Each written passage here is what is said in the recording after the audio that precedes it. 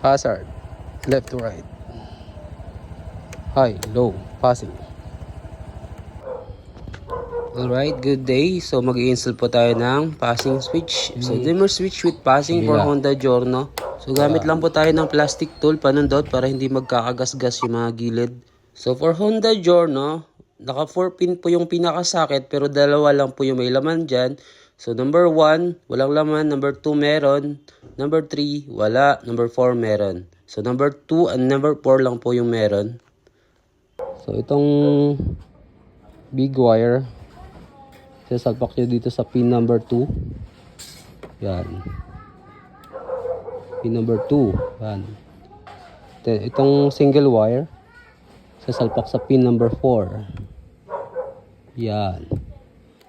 Tapos para safe lang, hindi siya siguradong mahuhugot, hindi mo kailangan natin doblehan ng tape. Electrical tape lang. So ito bawal po ito sa masiselan.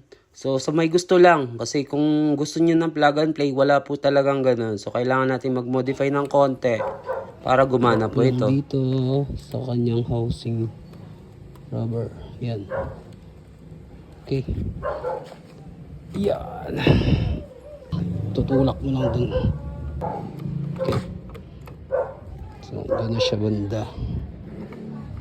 Sa pag-i-install naman, uunahin po natin lagi yung single lock o yung nandito sa may kaliwa bago yung nandun sa kanan, yung dalawang lock.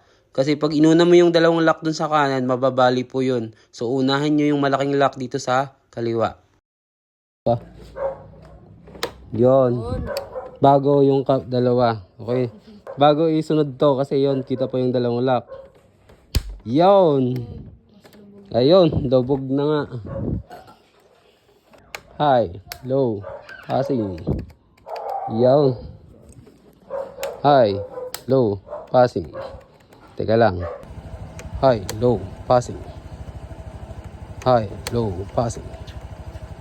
Click yellow basket mga boss para sa ating product. Thank you.